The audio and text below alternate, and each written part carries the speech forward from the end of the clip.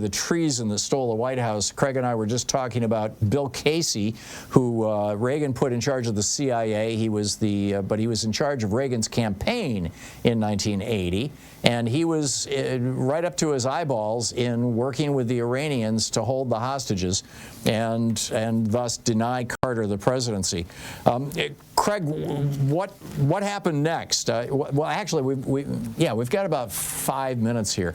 I want to get through all this, but I also want to, I want to know what do we do about this now in retrospect? Is there any chance that any of this is going to break through, or that the Democrats will start talking about this?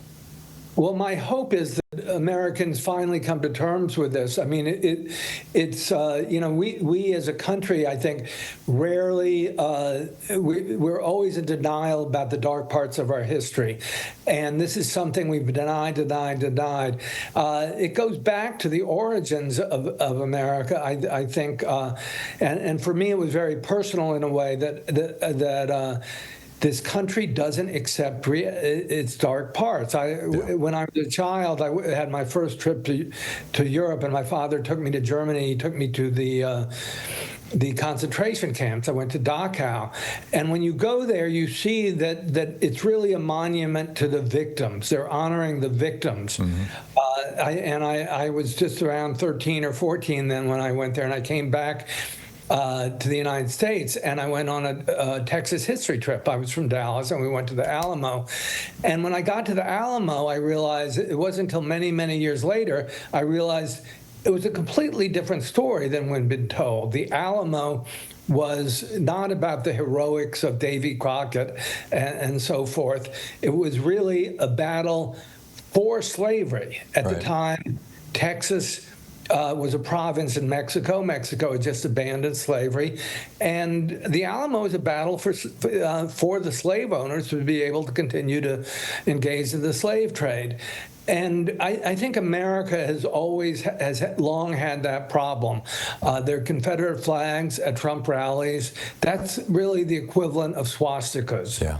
I thought this was going to break through, what was it, last year or the year before, when Ben Barnes, who was the former lieutenant governor of the state of Texas, told the New York Times that he was on one of these flights to Paris where the Iranian deal, the deal to hold the hostages, was apparently being put together.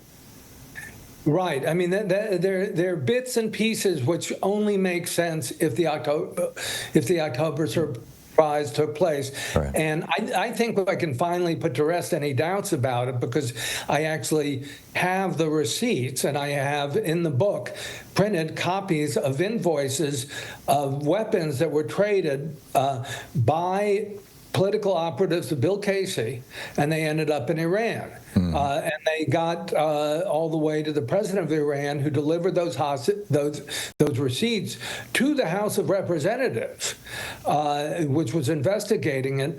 But they just filed them away, put them in cardboard boxes in an abandoned store, a ladies' room, in a Capitol Hill office. Right. And a colleague of mine, Bob Perry, actually found them under the tampon dispenser, but they haven't really surfaced until now. So here, I'm sorry, finish your thought. That should give you a sign of how much of a whitewash the congressional investigation was. Right.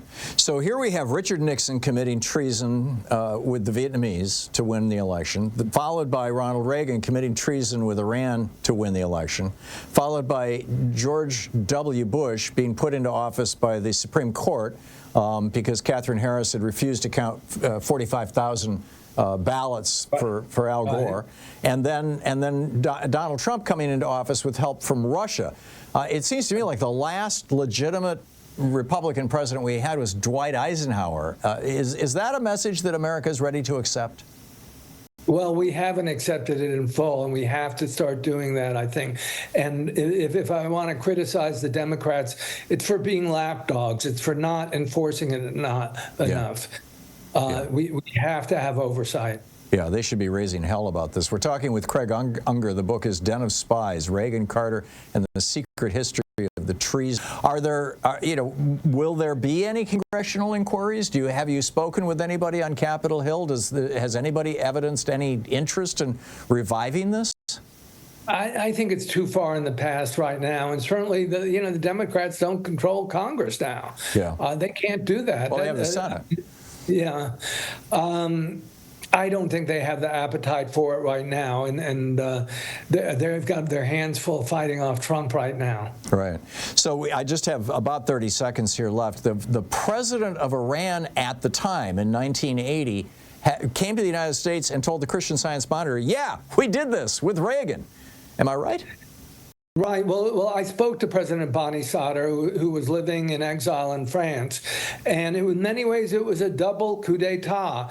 Not just Jimmy Carter was forced out of office. I mean, he lost the election partly as a result of that, and the same happened in Iran, where President Bani Sadr survived 3 assassination attempts and finally fled the country.